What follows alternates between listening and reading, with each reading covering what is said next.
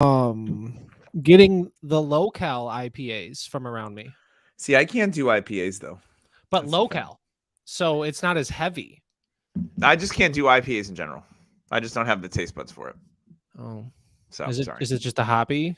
Yeah, What gets you going in the mouth area? well, Pause.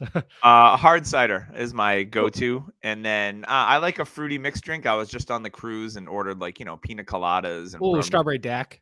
Yeah, rum Yeah. runners, stuff like that. Ooh, Yeah, yeah. that's my rum-based drinks are my favorite. Yeah, you seem like a very like tropical, like you're chilling on the beach with the shirt, unbuttoned, just chilling, having a good time. Belly just hanging out, like shitter was full cousin Eddie.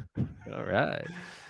All right, let me pause and then we'll get this thing rolling. Welcome back to the Dynasty Happy Hour stripped down edition. It is just Doug and Corey Spala this week. Corey, how the hell are you? It was a multiple touchdown kind of week in fantasy. Some big scores out there I've seen from my leagues. I've scored big in some leagues. Uh, how did you do this week, and what is new with you? Yeah, man. I mean, it's great to be here. I mean, this is awesome. No Doug, no Doug, you're here. No Chef, no Tyler, and this feels like this what it should be like every week. Fantasy wise, I don't know. I don't usually check until tomorrow morning. I don't want to go into the night with the stress, so I try to alleviate that, and I will just start tomorrow off with either a good or bad day. That's a smart strategy because I can't help myself. I usually check after the 1 o'clock games, and then I'll check like midway through the 4 o'clocks to see where I'm at and to see Derrick Henry just sink me in my big money league where my team is stacked, but like I can't start Jonathan Taylor anymore. I don't think it's a fun time to be alive.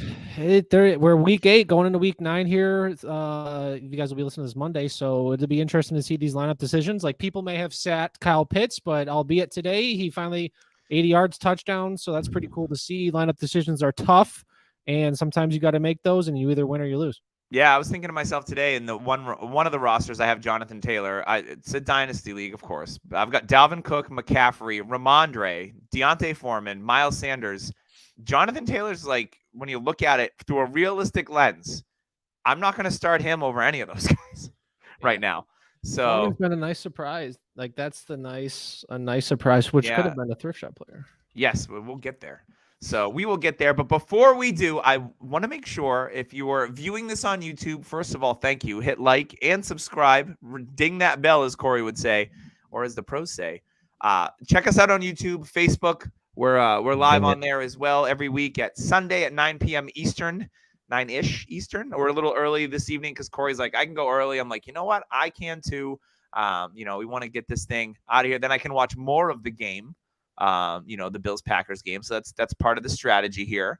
But yeah, before we get to all the fun stuff that we got planned, we are brought to you this week by Manscaped. Proper grooming requires precision engineered tools. You don't shave your face with a rusty blade. You don't shave your downstairs with anything that's unacceptable. And that's why you go on manscaped.com because they have the right tools for the right job with their skin-safe technology, waterproof, LED lit to shine a spotlight on your areas. The Lawnmower 4.0 is what I'm talking about. It has a wireless charger. They include now with the 4.0 the Weed Whacker nose and ear trimmer. I use it all the time. I'm getting old. I've got ear hairs. They're annoying.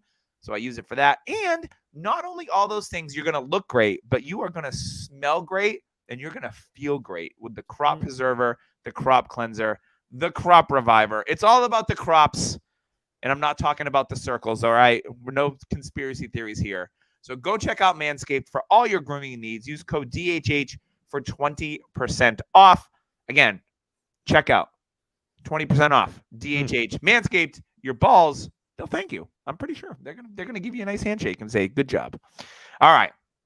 Let's keep this thing moving. We're going to cover some news real quick. The good news, I was talking to Corey pre-show, and one of the best things this week is that there wasn't any seemingly like major injuries. We had some injuries in the 4 o'clock game. Tyler Higbee left the game with a neck injury for the Rams.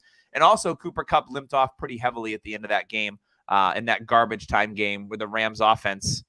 Ronnie Rivers out-touched Darrell Henderson. Like, what world are we living in? And now there's rumors that if Cam Akers isn't traded by Tuesday, He'll play for the team.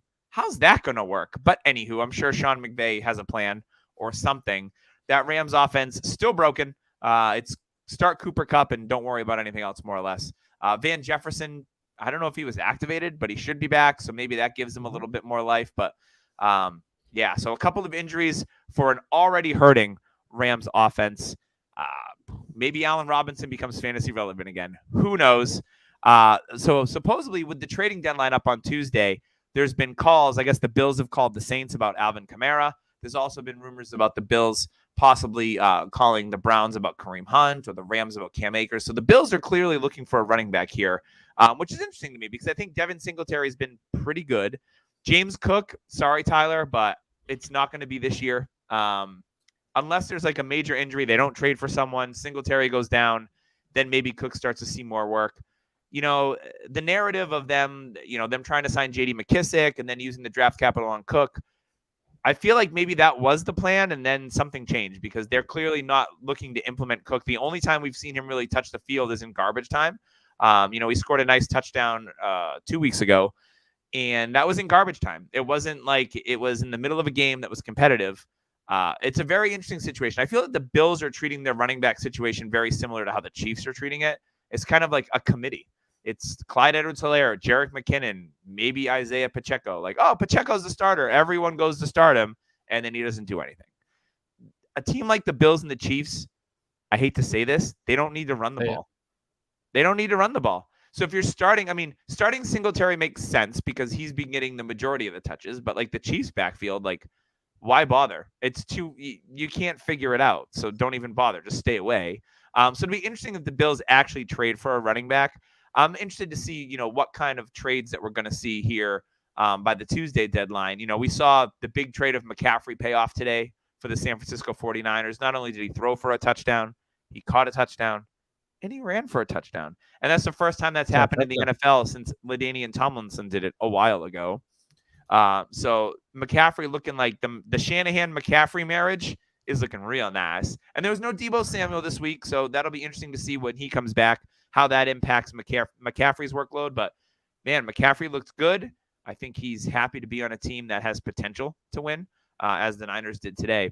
Now, it looks like they kind of righted the ship a little bit against the Rams, so that was good to see. But, yeah, any trades that you would like to see, not only for real football purposes, but for fantasy purposes? Is there like a couple trades in mind that you would love to see take place here before Tuesday? Yeah, that is a great question, and I'd love to see that here coming up 11-1 at, I think it's 2 p.m. Eastern. I mean, you noted the Bills and the Chiefs, how they're not running the ball, but maybe that's just because they can't with who they have. So maybe acquiring a Kareem Hunt, Alvin Kamara, that's just going to make them more able to do that. Mm-hmm. Of course, with those rumors going around, that is the thing. Zach Moss has been rumored to be in trades, but like, who really cares about that? We really are paying attention to Kamara and Hunt. Cam Akers, I guess, is cool. I don't know what happened with him with the Rams. I don't know if it is the Achilles or if it's like there's just a locker room thing and it's just like this environment's not working. But it is cool if teams are interested in him because that means they may want to utilize him. But who knows what's going to happen, because if it is the Achilles holding him back, then he's just never going to rise to the crop, similar to how James Robinson did with the Jets. Well, maybe it'll be like Donta Foreman. Like, it's going to take a couple of years. Right. Yeah, and look at him now. I mean, everybody thought he was just going to be a 10-carry, 30-yard guy, just boom, bang, bam. And he was good for Tennessee last year. I picked up Foreman in a bunch of dynasty leagues, because he was dirt cheap. He was free. And I started him a couple of weeks when Derrick Henry missed time, and he was productive. And here we are again. No Chuba Hubbard. I started Donta Foreman in a couple of leagues, and he scores 3 touchdowns. He looks good. Like, he looks like the player that we saw in college.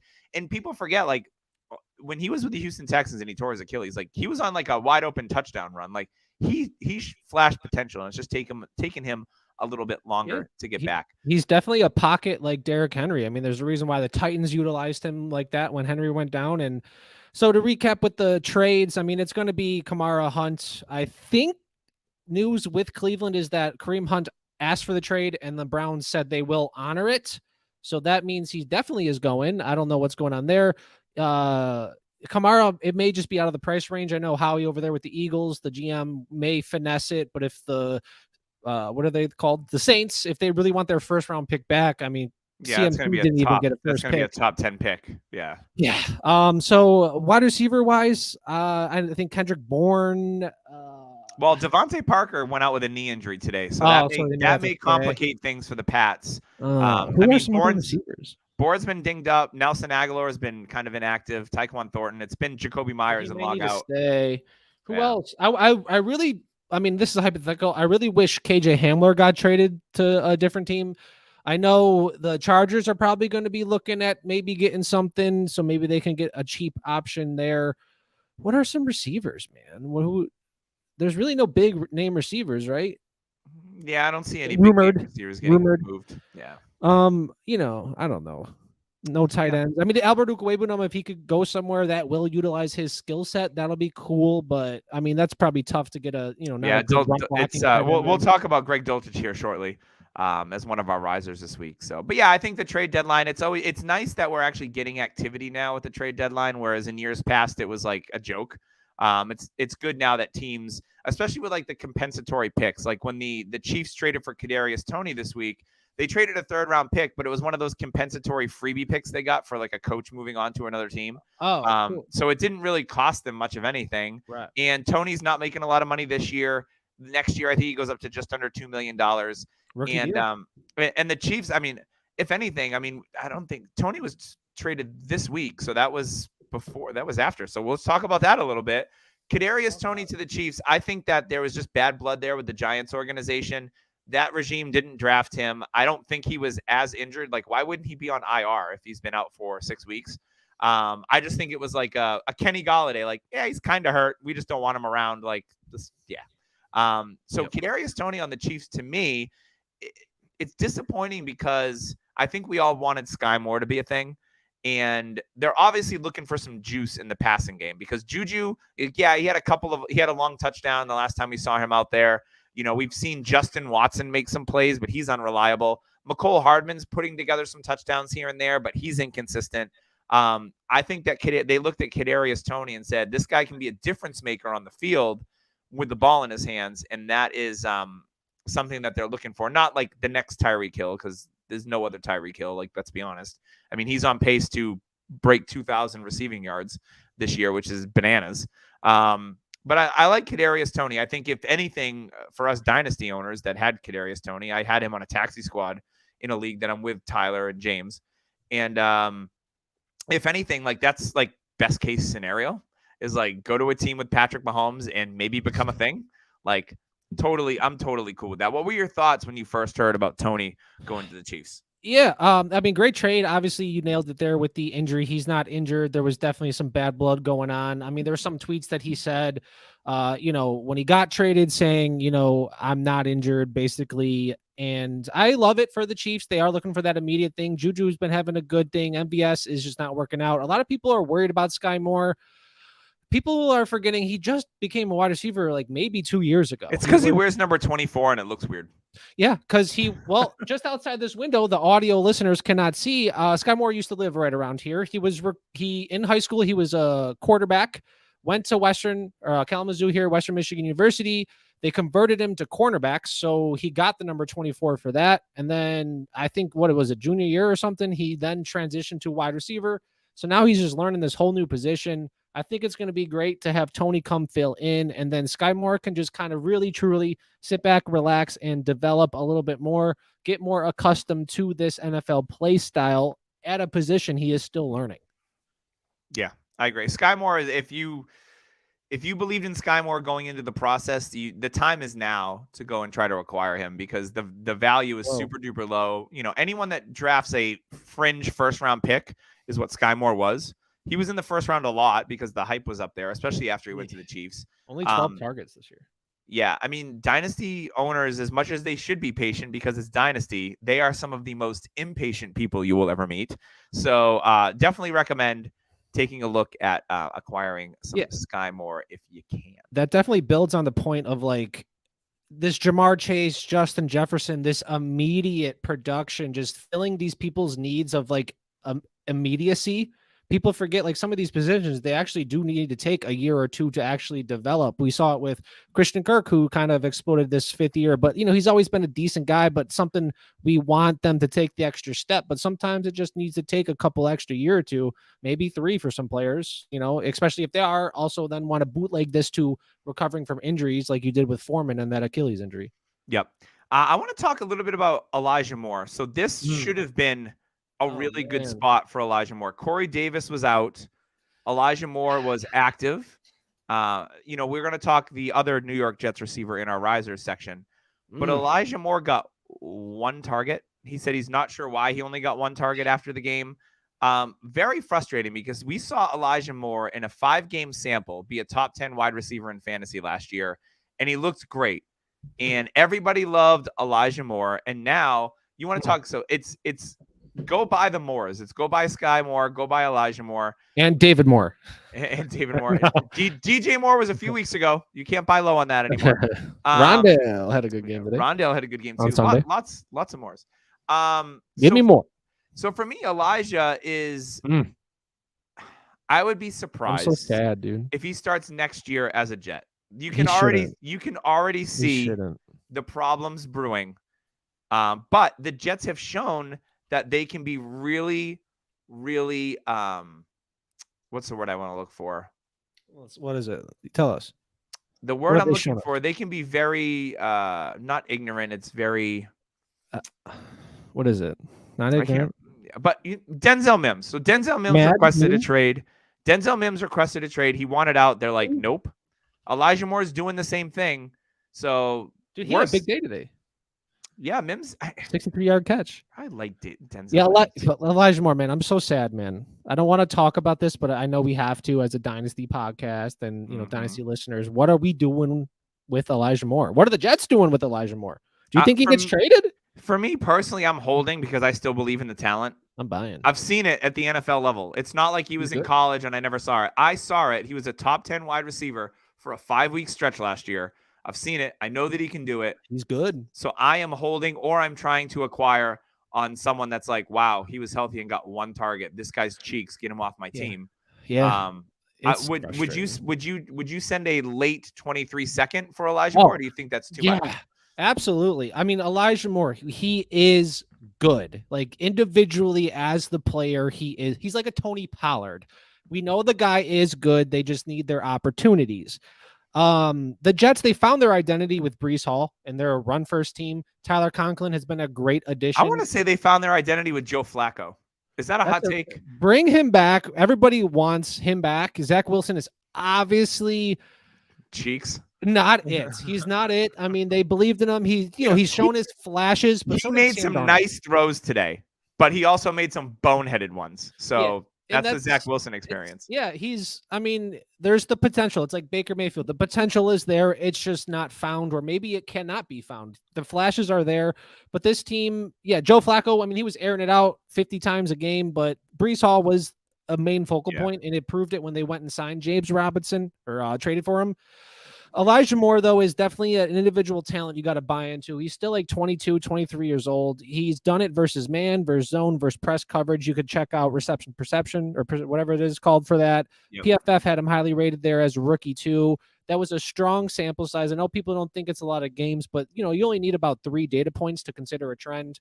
Elijah Moore is going to be doing well. There's a definitely bad blood similar to Kadarius Toney. So late 23 second is definitely something I would look to do. So a couple weeks before this Elijah Moore drama happened, I traded Joe Mixon for Elijah Moore and assumed early seconds in 2023. Okay. I'm a believer in Moore, and I know obviously I could probably get more value now instead of Elijah Moore because he's going down, but I'm thinking a few steps ahead next year. Yeah, I think that stock's going up for sure. Okay, I like that. I mean, Mixon's tough to get rid of. I think Mixon's still a good player, but I see where you're going with that. Thank you, man. The last thing I want to mention is the Atlanta Falcons are first in the NFC South. Fun game to watch if you got to watch that one. That's a shout out for Tyler, who's not here tonight, Falcons fan. So he is very happy with the way that game I wouldn't be wound up. Well, they wound up with the win. So I guess that's the best thing. But they need to get a quarterback. They need a tank for Stroud or Young. And getting a win. And they're DJ not Moore gonna get gets him the anymore. DJ Moore gets the wow, that's an amazing play to the boneheaded play of the day from No, the that was on purpose. 62-yard touchdown to the celebration to On get them purpose. moved back for the extra point, and then they So miss. they could lose. Now next year he's getting Strouder Young because the Carolina are furthering their chances to get this guy. That was a great move by DJ Moore to score a touchdown, pad those fantasy stats, make us happy, and then get the team penalized so they can get a good quarterback. The biggest distraction in that Right. game was watching PJ Walker because he was catching flies the whole time. His mouth is open Really? at all times. I was just like, can you not? He's just like, too shabby today, man. no, he was What a good good, but it's just story. watching him play. He's just open mouth the whole time. Like, Because he did do pretty bad, but I mean that's a good story coming from oh, the XFL. 100%. I mean, at least they're competitive. I don't think they would have been with Baker. There, I said it. All right, let's move on. I want to give a shout out to Trophy Smack for sponsoring us. As usual, our longest standing sponsor here on the Dynasty Happy Hour. Whether it's football, hockey just started, Bruins, best record in the NHL. Yeah, basketball, Celtics doing well. I'm going to keep it all regional. Baseball, I don't want to talk about the Red Sox. Soccer, any type of sport that you're playing, they have a trophy for you. They're completely customizable. So if you're playing in a beer pong league, a cornhole league, pickleball, which I heard is a big thing, they can make a trophy for you, customize it as much as you want. Use code DHHRing, get a free $60 championship ring with the purchase of a trophy or a belt. And this is no like cheap ring that you find in your grandmother's jewelry box, okay? This is like heavy duty stuff. It's not costume jewelry or anything like that. It's good stuff. So make sure you check that out. Code DHHRing. And they have the stuff for the losers in your league. So, you know, we can't all be winners. Sometimes I'm a loser in my leagues, my rebuilding ones. I'll gladly take the L. You want to buy me a toilet seat necklace. You want to, you know, get me a pile of poop, whatever it is. That's fine. Once again, code DHHRing for that free ring at checkout on TrophySmack.com. All right, we're going to talk top rookie performers. Kind of a quiet week for rookies, don't you think, Corey? Like, I mean, that's bold of you to assume that I watch again. It's kind of when I come onto this show is when I kind of figure out the news that happens. So, or you're learning as we're learning. Yeah, in the small group chats, I definitely did not hear of any big performances. I know the effort or previously kind of talked about Greg Dulcich had a good game. Garrett Wilson. I'm sure Kenneth Walker did good. I have no idea. I'm just assuming. He did have a 16-yard touchdown. He only had about 65 yards rushing. They bottled him up pretty well. I was actually surprised that 51. Ken Walker. Wow. I'm actually surprised Ken Walker and Saquon Barkley had quieter days based on those defensive trends. Yeah. Wow. Yeah, he did. He did not have a good day. 18 for 51 for one touchdown and then one reception for a yard. And he got the touchdown late too. Yeah. But anyways, rookie performers. Who cares about that bad rookie performer? Drake London. How did he do? 4 for 31. That's not bad. That's okay. It's not good, but you can't start Drake London right now. You shouldn't be starting Drake London, right? Like that's the rule. I mean, I don't know what happened in that game. Obviously, they're like Arthur Smith is doing what Arthur Smith does, and I mean, it's good to see London and Pitts get involved more, but you know that went into overtime. It shouldn't have gone into overtime pretty much, and yeah, you can't start him, but you should be acquiring him. Who else is out there as a rookie? Greg Dulcich. Do you want to talk about him? Yeah, Dulcich has been a nice surprise. Now, James, our co-host here, has been a big Greg Dulcich fan from the jump. He's been all about Dulcich. I think he was his tight end 1 in this class. And Dulcich is showing out 4 for 87. You know, he had a long touchdown a couple of weeks ago before the bye week. And he's kind of turning into what we all thought Albert Okwuegbunam would hopefully be. And now Okwuegbunam is riding pine, and it's Dulcich season. So if you drafted Greg Dulcich in your tight end premium leagues, you probably got him in the 3rd or 4th round. He's startable because tight end is that bad. And also another rookie tight end. It's been a pretty good year for rookie tight ends. It has Dulcich. We had Bellinger. Unfortunately, it looks like he's going to miss the rest of the season with an injury. But Isaiah Likely, Mark Andrews went down with an injury. He landed on his shoulder early in that game. And Lamar Jackson leaned on Isaiah Likely, and he went 6 for 77 and 1. And we all saw the potential of Isaiah Likely in the preseason. Like he was killing the preseason, getting a bunch of targets. He did. And really getting established. He's got almost like a Demaryius Thomas type of build where he doesn't look like a tight end. He looks like a kind of yoked up wide receiver, and he moves like one. So he creates a lot of mismatches with linebackers and safeties because he can get by them with his athleticism. And he didn't test that well at the combine. He's one of these guys that like he didn't test well. So he went undrafted in most of our rookie drafts because we draft a couple of weeks after the NFL draft. And Likely is a guy that I ended up picking up in an industry league that I'm in, and I put in like $20, which is a pretty heavy bid, but I liked him because it's tight end premium, and you just never know. Like if Andrews is out for the season, Likely he'll be a tight end 1. It's easy because tight end sucks, 1.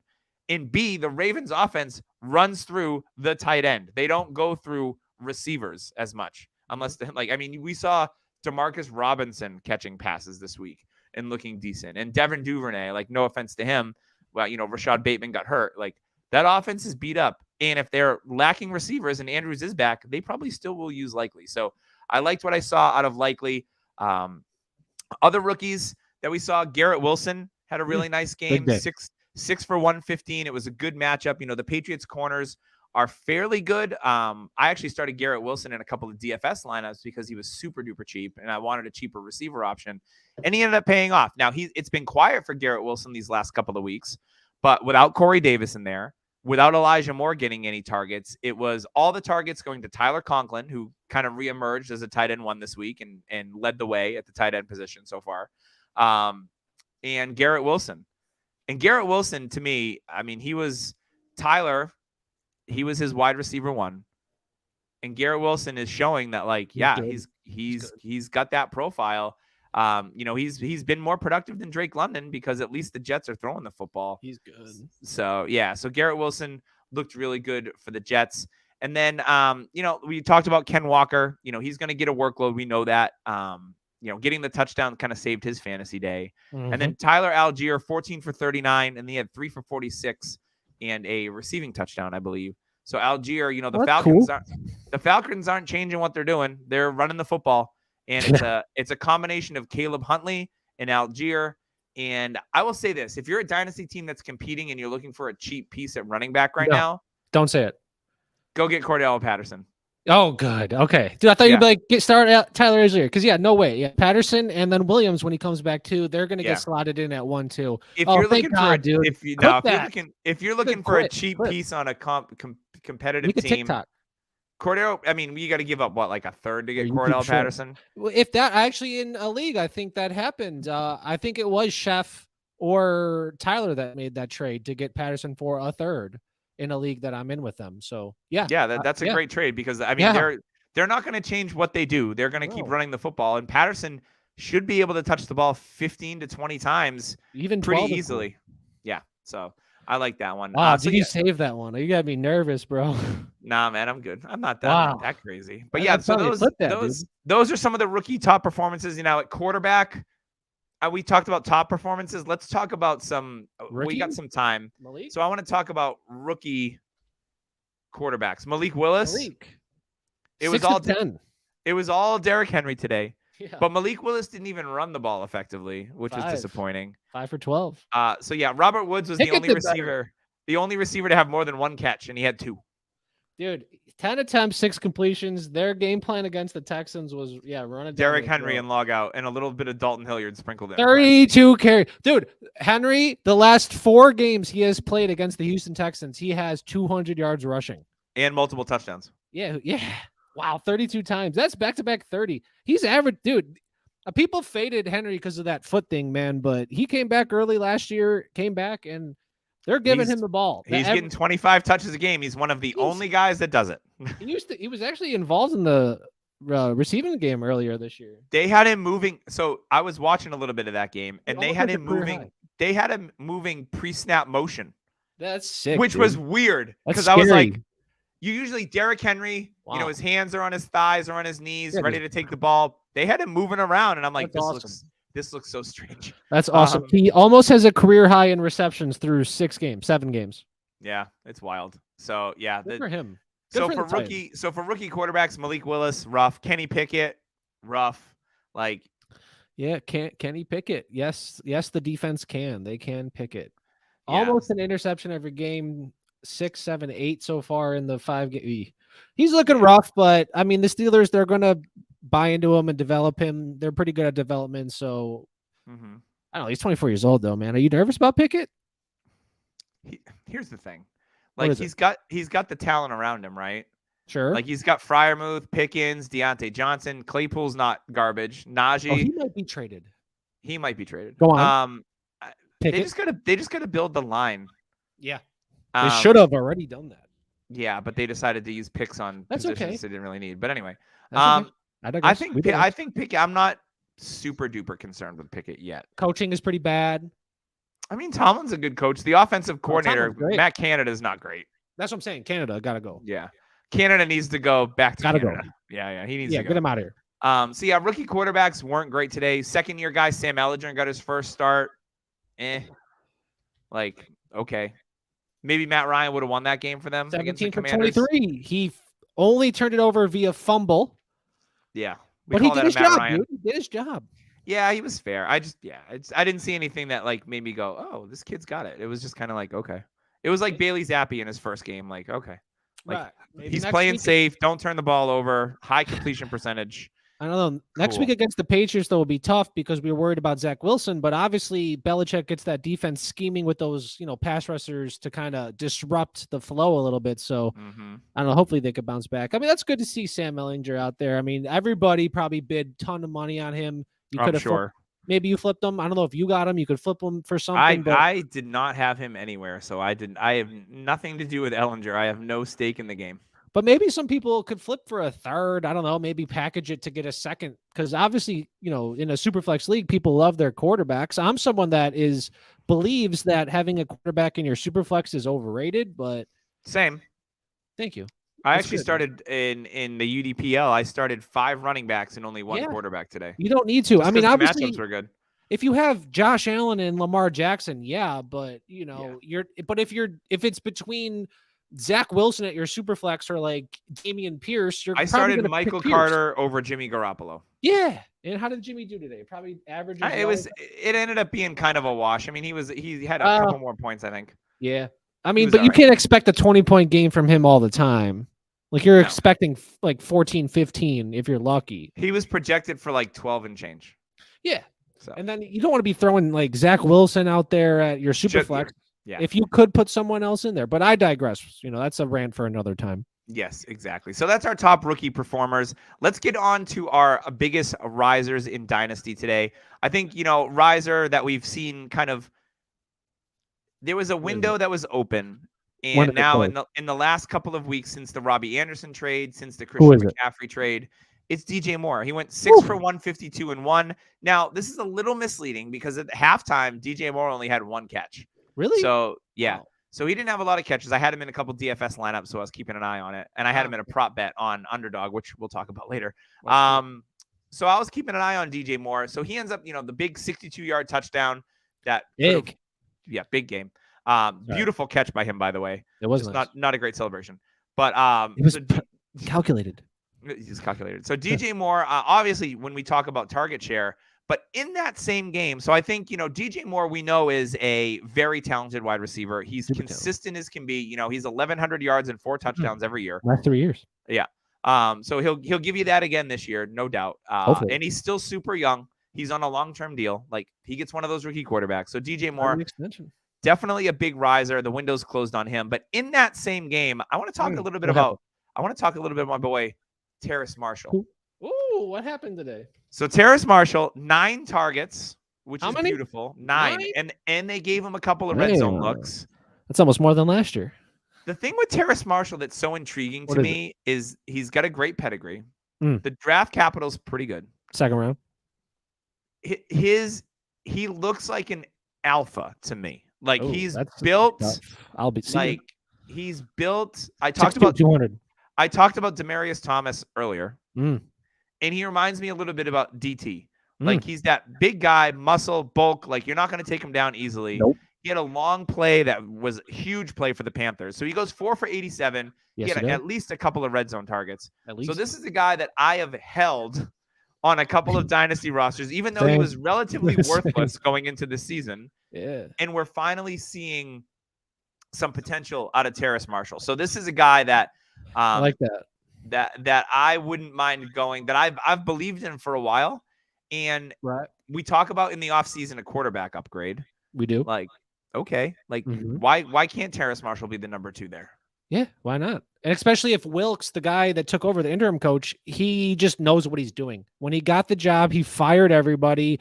He's playing Marshall. I don't know who the offensive coordinator is, but they're playing these guys that they believe in. And if they can stay the system, Marshall's on a rookie deal for a couple more years. They're a rebuilding team. Why do they need to get these other positions?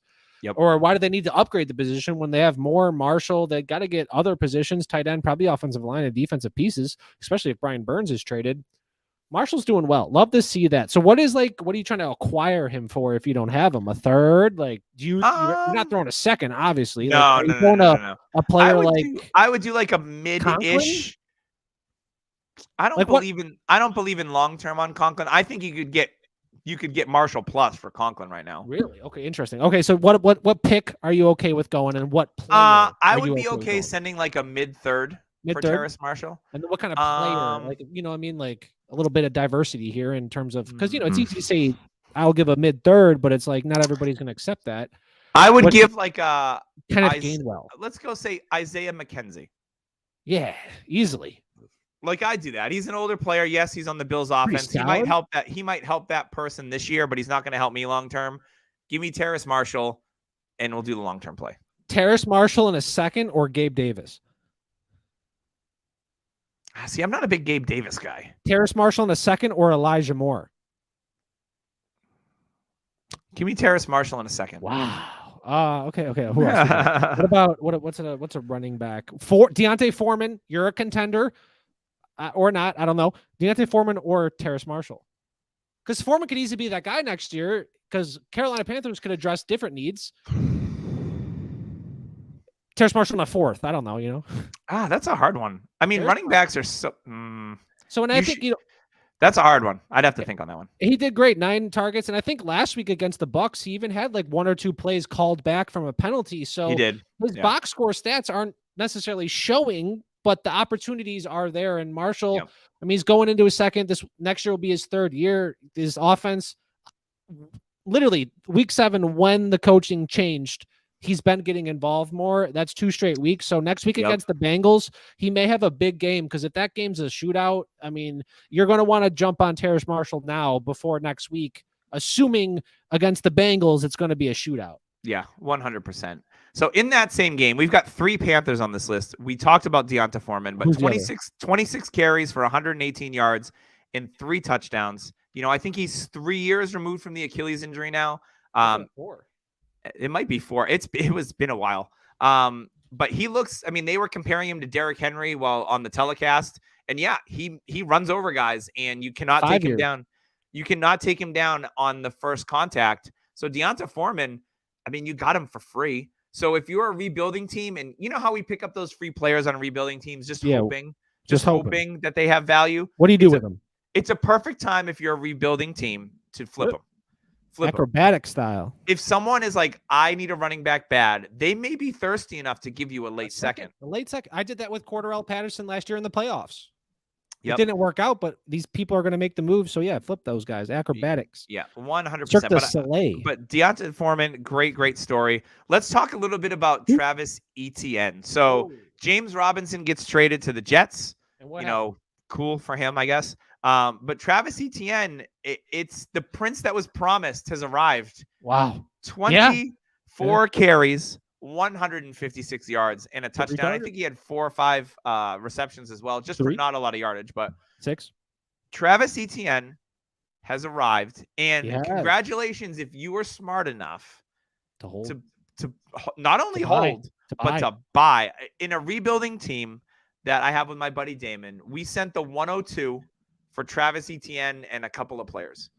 And he's like, are you sure you want to do this? I said, yes. I said, I believe in Travis Etienne. Yes. And even then he's like, people are asking us about Etienne. And I said, he's part of our future. Yes. Do not sell. We are building around Travis Etienne. We're building around, we traded and got Joe Burrow. It takes time to rebuild the dynasty roster. It's not easy to just flip it in a year. It's not overnight. Especially in a 14-team league. It's really tough. 14. So congratulations if you held strong on Travis Etienne, or you went and acquired him while his stock was lower, because his stock during the summer was super high. Then it cooled off. Then it got low with the Robinson usage, but his metrics weren't good. Like James Robinson, cool story. I just don't think he's a great running back. His his metrics are just He's pretty good. ho-hum average. Like he masks it I know what by you're saying. long runs. I know what So you're it saying. makes the other metrics look better. But when you break it down, like he's running just as many runs for no gain as he is positive gains. That's not good. So Equilibrium. I'm surprised the Jets traded for James Robinson. I'm going to be completely honest. But I'm Did they glad win this they week? did because now we see Travis Etienne. Did the as- Jets win? No, they lost to the Pats. But I mean, they're 5-3 now. They're going for I kind of like that move, just to segue into that, because the culture is like, we're winning now. That's probably great for the locker room. Like, we're not just going to give up on our season because Breece Hall lost. I don't know. I kind of like that for that reason. But that doesn't mean much for us in this Dynasty podcast. But I like that it just showed the team like, hey, we're not giving in. Yeehaw. Fair. But I mean, come on, they're obviously outperforming projections, but you know, Yeah. we So could say it's Travis the Jets talk. Etienne, big riser this week. And going forward, I think he'll be an RB1 this season. So going forward. So I mean, first game, he got 27 opportunities. First game. yeah. How many other running backs did that today? Derrick Henry and McCaffrey. Donta Foreman had 26. McCaffrey, like there If was you only combined. there was only a handful of guys that touched the Pollard, ball that maybe? much. No, I didn't even think he touched the ball that much. What? But yeah, and Pollard, that's a good transition. Right, Great. 15. You know, everyone except for Jerry Jones has been like, play Pollard more. He's better than Zeke. So what does Pollard do? 14 for 131, and not one, not two, but 3 touchdowns for Tony Pollard, including another long run, which is his bread and butter. He's good, man. It's thunder and lightning all over again. It's like the what was that good combo in San Diego? It was Michael Turner and Danny Woodhead or whoever. It's thunder and lightning. You know, Zeke has looked better in these recent weeks, but he's injured. He's not good. I'm not rushing him back. They just scored 40 points with Tony Pollard. Pollard. What Jerry Jones said? No, what did he say? He said something, I'm paraphrasing, like, when Zeke is back, he is our guy. When he's healthy, he's our guy. Of course he's going to say that. Yeah. And they'll probably be stubborn and give Zeke 20 carries and Pollard 8 touches because they're idiots. Insane. I mean, they're winning, so I guess like they'll be like, well, we're winning. I know. It's definitely the contract situation, similar to Amari Cooper. After this year, they can get out of it and they can kick Zeke to the curb, similar to how Pollard's they did. A free agent, so he's gonna get a big payday, man. I'm happy. There's a lot of this running back free agent class is absolutely stacked. It's Josh Jacobs, Miles Sanders, Damian Harris, Tony Pollard. There's a couple other big names too that are going to be free agents. Hunt. Yep, Kareem Hunt. There's another one. There's a lot of them. It's crazy because they got a pretty top-heavy running back class too. So like, it's going to be interesting what a team does. There's going to be odd men out. Wow, because the market's going to be set that first running back contract because maybe a running back just wants to get paid because a team could just go through the draft. But with all this people, this is going to be very interesting to see what happens in the running back landscape in Dynasty here. Yeah, there's the running back position is loaded with talent. Wow. So there's going to be some situations where guys are like taking a while to sign and going to situations that aren't necessarily ideal for their. Yeah, it's going to be really interesting to watch that in the offseason. Wow. Anywho, we talked a little bit about Kyle Pitts, 5 for 80 and a touchdown on 9 targets. He's a riser because, like, let's be honest, his value has been not low. People start selling off Kyle Pitts for cheap. Let's be honest, but it's nice if you've held and you started him to get tight end 1 production. You know, at the quarterback position today, we saw Tua Tagovailoa, 29 of 36, 382 and 3. Both Jalen Waddle and Tyreek Hill exceed 100 yards receiving. Gesicki has a touchdown. Like, Tua looked really, really good today. You know, he was a little gun shy on running the football, but he protected himself, which was good. So I think he had 30 yards rushing, which is nice to see for him. But man, Tua, Tyreek Hill's made a huge difference for everyone involved. Everyone in the preseason was like, oh, Tyreek Hill's going to eat into Waddle, and Waddle's not going to be as good. And Waddle's a top 10 receiver this year, just like Tyreek Hill. So we talked about Tyreek Hill's incredible pace. He's on pace for over 2,000 yards receiving this season.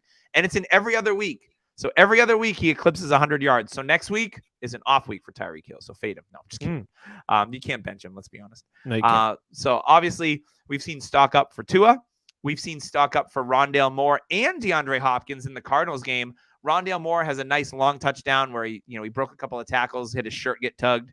7 for 92 and 1. And then on the other side of the ball, well, his teammate, DeAndre Hopkins, just volume monster, 12 for 159 1. So again, Hopkins is a great trade target if you're looking to win now. I actually just sold DeAndre Hopkins 10 days ago, and I got Devontae Parker. Don't laugh. Devontae Parker, another fairly decent receiver, and a 2024 first. Okay, that's fine. For DeAndre Hopkins. And DeAndre Hopkins is my wide receiver 5. This dynasty team, I'm good at wide receiver. So for me, it was like, I can get a first round pick for Hopkins. I have to smash that. Like, absolutely. And it could be a mid first. I'm all for it. First. Obviously, I didn't think Hopkins was going to be this good coming back, but still, I had no regrets. Give me the first round pick, because then maybe I can flip it for somebody that I really want if I feel I need to go and get a receiver. And then last but not least, on the risers list, we've got a few of them actually, because I just scrolled down. Alvin Kamara, 18 for 62 and 1 on the ground, 9 for 96 and 2 through the air. So yet another running back that scored 3 touchdowns today. I don't think I've ever seen so many running backs, except for the days of yore, like when it was like LaDainian Tomlinson and Sean Alexander and Priest Holmes, and when those guys were scoring multiple touchdowns all the time. To see running backs score this many touchdowns this week was actually really, really fun to see. Alvin Kamara, he looked like an absolute beast today. The Saints shut out those god-awful Las Vegas Raiders. Josh McDaniels is going to be the OC next year for the Pats because the Raiders are going to be paying him, so Bill's going to get another cheap coach. Oh, Bill? Yeah, that's a Bill move. Like, this is what he does with Judge and Patricia. Like, other teams are paying him. Bring him onto the staff for a min salary. Yeah, absolutely. Bring him back. Yeah, so if you went in and bought Kamara on the low, because he hadn't scored a touchdown until today, right? Like, this is his first touchdowns of the season, I think. So Kamara looked like a beast. Andy Dalton getting the job done. Yeah, wow. He didn't look great. So Kamara is definitely stock up. Ramondre Stevenson, he touched the ball 23 times, 143 yards. Didn't get in the end zone, but that's okay. 7 receptions. Back-to-back weeks, too. Somebody's taking the James White role plus. And the Damian Harrison. And his name's Ramondre Stevenson. Like, that's sick, dude. Good for him. Stevenson has been a top, I think, in the last month. I think Ramondre is a 5th or 6th overall at the running back position. Like, he's been great. And the Pats' schedule for running backs coming up is pretty good. So keep riding the Ramondre train and getting him into your starting lineup. And then last but not least, it's A.J. Brown. Put on an absolute freaking clinic against the Steelers today because their secondary is missing a bunch of pieces. But I want to talk about not only A.J. Brown, 6 for 156 and 3. I want to talk about Jalen Hurts. Let's do it. Because Jalen Hurts, you know, all my redraft leagues, which is only 3, including Scott Fishbowl, I have Jalen Hurts as my quarterback in all of them. And the main reason is because of his dual threat ability with his legs. But my other thing was I thought that he could make the jump this year from a passing perspective. Now, it's easy to compare Josh Allen, right? Inaccurate, but could run. He was good for fantasy. The Bills trade for Stephon Diggs, and it changes the whole game. It changed Josh Allen, who he was as a quarterback, having that receiver like Stephon Diggs. The same exact thing is happening in Philadelphia with A.J. Brown. Yep. Jalen Hurts was up and down last year as a passer. He worked his butt off in the offseason. He's got better weapons around him now. And he was absolute dime pieces on these touchdowns to A.J. Brown, like dropping it in the bucket over multiple defenders. Jalen Hurts, when he was coming out of college, the combine, he looked like a young Russell Wilson to me. Like his mannerisms, the way that he plays, he's faster. You know, Russ used to run the ball when he was younger. But I think Jalen always remind me of a young Russ. And that was one of the things that I really liked about him. So I was an early investor in Jalen Hurts, even though that, you know, they drafted him with high draft capital, but he wasn't the starter. So I got him cheap in some Superflex leagues. And now I'm riding the wave of like Jalen Hurts is my QB1. Let's go. You know, I can pair him with a Trey Lance. I can pair him with a Josh Allen in some leagues. And just, I mean, I know Trey Lance is hurt now, but I'm hoping that Trey Lance makes that jump eventually. But Jalen, really, really super impressive here. And, you know, he continues to be a top 5 QB, and he's going to be every week. He is one of the safest at the position, along with Josh Allen. I won't even put Lamar in that class because Lamar's been up and down. You know, Mahomes, Josh Allen, Jalen Hurts. Who else? Kyler's up and down. Like, those are the 3 guys that are just rock solid every single week. So, Anything to add on those rises? Yeah, I mean, absolutely. So let's look at Jalen Hurts now because you just talked about it, and Tua Tagovailoa. It's just the epitome of what happens when you have a pretty solid quarterback, but you have the right necessary surrounding supports and the environment with them in. AJ Brown traded for, and then Tua with Tyreek traded for. Offensive line, the Eagles have one of the best. I am unsure about the Dolphins, but Mike McDaniel, first year head coach, when you have coaches who are going to scheme out and do the right things. So what I'm trying to say here is that we need to pay attention next year what the Chicago Bears and the Jacksonville Jaguars do for Trevor Lawrence and Justin Fields, because those are going to be the guys who can make this type of jump, especially if you could pair it with any of that rushing ability. So just to recap, having the right coaching and support will just pay extreme dividends for Jalen Hurts, Tua Tagovailoa, and anybody young quarterback in a similar situation. 100%. So let's get on to our oomph player of the week via Tyler. And his player of the week is Justin Fields. He has been a top 10 quarterback the last 4 weeks because of his rushing ability. Again, you just mentioned him. Like maybe he makes the jump next year like Jalen Hurts makes. We don't know, but I can see that happening. He's using his legs more, which is really opening up the offense. And they committed to that watching, I unfortunately watched the Patriots game where they smoked the Pats on the ground, and Fields was doing a lot of design run plays. They even said, like, we took some plays out of the Ravens playbook. We saw what Lamar Jackson can do, and it is working for them. They lost to the Cowboys today, but they scored points. They weren't uncompetitive. It just feels like they're forgetting about playing exactly how the offense should be. Just let Fields be Fields. Kind of like how the Panthers did with Cam Newton for all those years. Build around his strengths. Let him do his thing, and you'll probably be okay. So that is his oomph player of the week, Justin Fields. Now, just get the man some help. We saw Cole Kmet score a touchdown today for the first time in over 2 years. So that's nice. God, it was 2020 the last time he scored a touchdown. Love that. Yikes. It'll be interesting to see, like you said, what the Bears do in the offseason and what they do with, David Montgomery is another one of those free agent running backs. For me, I'm letting him go and riding the Khalil Herbert train, baby. I'm all about that. Let's get on to James's spray tan player of the week. Now, the spray tan player of the week is the player that has a nice fantasy performance that is like, it's just fake. Like, they had a one nice week, but it's probably not going to happen again. So this week's spray tan player of the week is Damiere Byrd. He scored a touchdown, or it was Damiere Byrd was his player last week. That's back-to-back tutties, bro. Yeah, and that's actually happened twice now to James, because he had the kid from the Saints as a spray tan player, and then he scored the week after. So maybe the spray tan player is like a precursor. So start that player, everybody. All right. Well, his spray tan player this week is N'Keal Harry. Remember him? Oh, let's go, N'Keal Harry. Yeah, I'm a Patriots fan. Of course. We got Tutty. Let's go. And I remember all the great wide receivers they drafted after N'Keal Harry went off the board. But I don't want to talk about that. I don't want to talk about Deontay or McLaurin or Debo or A.J. Brown or DK Metcalf. I don't want to talk about any of those guys anymore. So it's N'Keal Harry, only 2 receptions for 24 yards, but he did have a touchdown. Justin Fields hasn't thrown over 27 attempts in a single game this season, and he's only been over 200 yards once. So James said, I'm not trusting anyone from the Bears receiving group outside of Herbert. I would put Mooney in there. He's been semi-productive for you, especially with bye weeks coming up. And they're kind of hot and heavy. So, yeah. But that's the spray tan player of the week. It is former first-round pick, 101 in some dynasty drafts. N'Keal Harry. Rip. Oh, big old rip. Oh.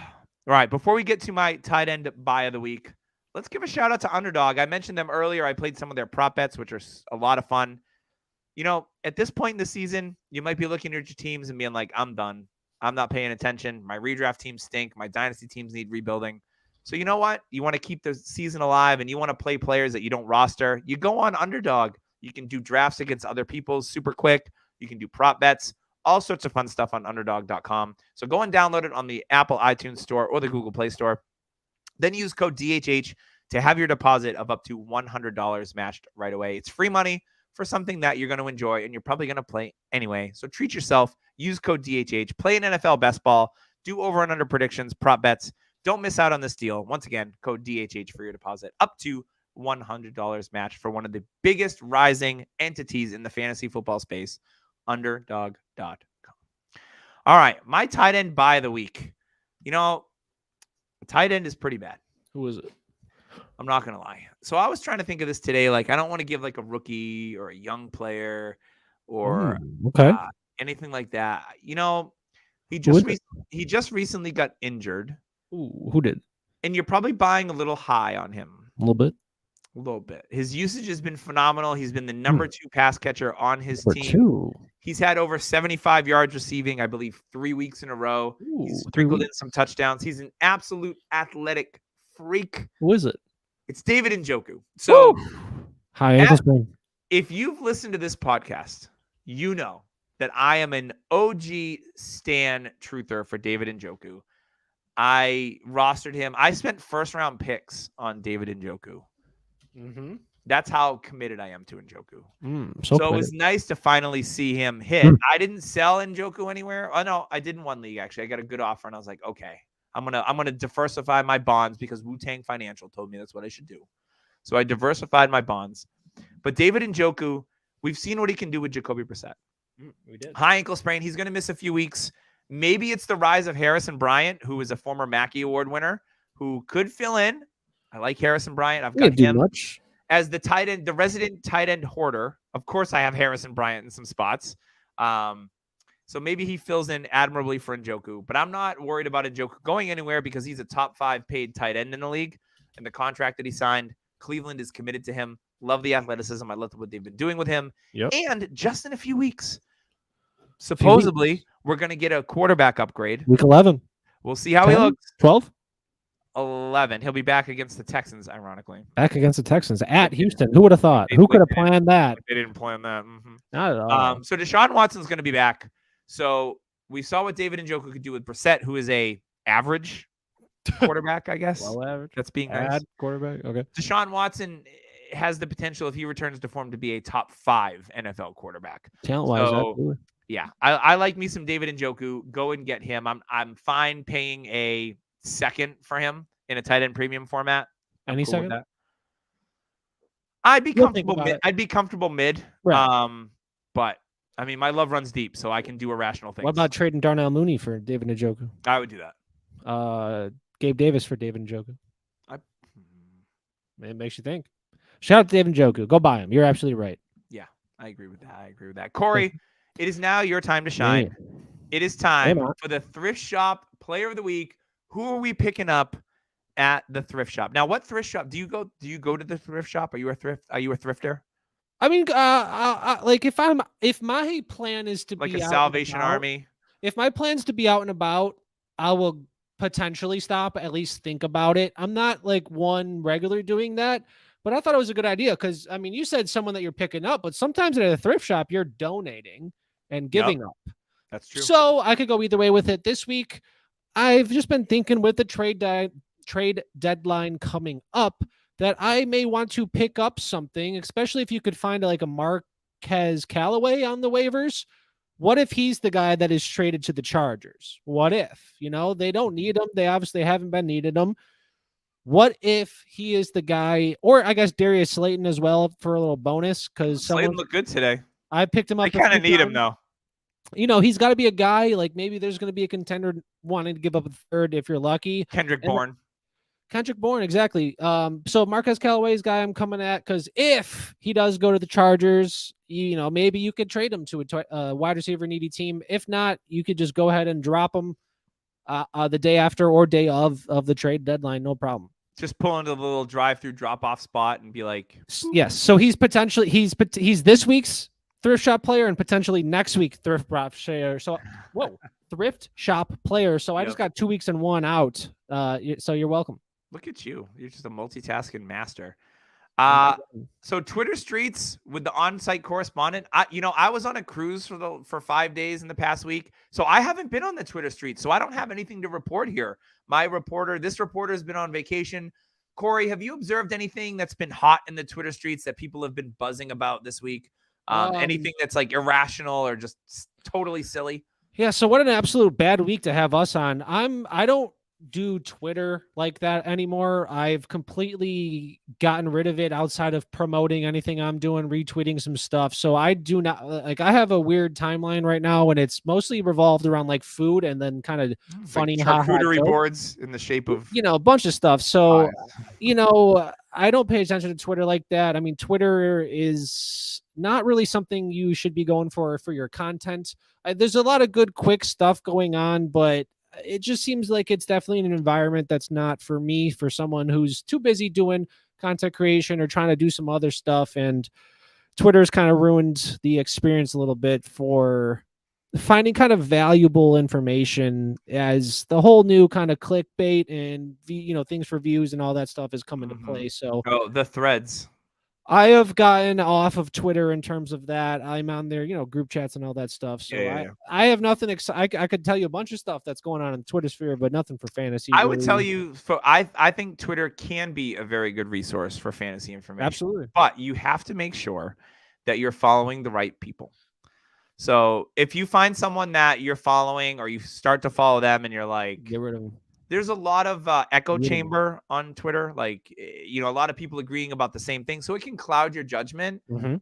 It's one thing that like I stopped listening to as many podcasts as I used to because for me it was like I'm getting all this information. What do I do with it? And some of it would make me change my mind when I should have just held steady to my beliefs. Yep. So Exactly. that's when I started to pare down the amount of podcasts that I listen to. That's when I Exactly. pared down the amount of people that I follow on Twitter. Yep. Remember, you want to have a mind of your own. It's great if you rely on certain analysts that you really, really like. And there's a handful of podcasts I probably listen to on average. There's one podcast that I listen to often, and the other ones are like here and there when I have time. Yeah. But I used to listen to a ton. And I found it clouding my judgment and I didn't like Yep. it. I want to have my own ideas. I don't want to um even give you guys analysis based on what I hear. Like I want to be as authentic as I Yep. can be to the listeners because I feel that that's one of the reasons why they come here in the first place. So I saw how it would affect me as an analyst and as a fantasy football player. So I made that adjustment and I pivoted. And I think that's it can be a hard thing to do because you're so caught up in it. Right. So that's like I guess that's my word to the wise this week. I'll put it Oh, what a that way. beautiful moment we just had there, man. Well, maybe we should stick to the fantasy sports, bro. I love No, those that was people. great, man. No, I mean, what's going on you on can't be Twitter? a real person. Right. I mean, I'm sure it's probably just the hot topics of the week, just to get a little more serious here. Cam Akers, a bunch of the trade deadlines going on. Yeah, so. there'll be stuff trades. Well, I'm sure this will be a good one because now I'm Trade back in my deadline. rhythm. I've got some We'll go with bandwidth. I'll the be on TD. Twitter. There'll be something people are going on about, and I'll be like, really? So Hey, no, that was it'll be great. more entertaining next week, I promise. That was good So stuff. before we get out of here, I did want to give a shout out to the Dynasty Nerds.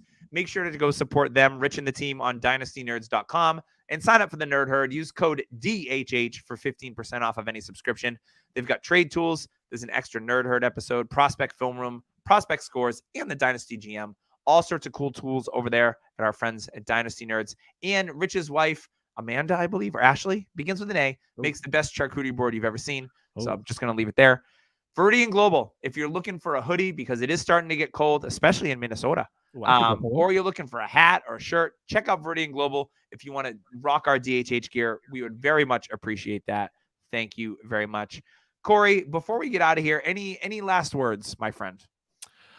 I mean, everybody just take care of themselves, stay healthy, get prepared for the fall weather and activities about the snow coming if you're in the region. So take care of yourselves. Yeah, and happy Halloween. Be safe. If you got your kiddos and you're going to be trick-or-treating today, hopefully you're listening to this on Monday. Have fun out there. Share pictures of you and your kids and their costumes with DHH or Dynasty Hepper on Twitter. We'd love to see them. I love creative ideas. I went to a Halloween party with my wife yesterday, saw all sorts of cool costumes. I'm not a big dresser-upperer.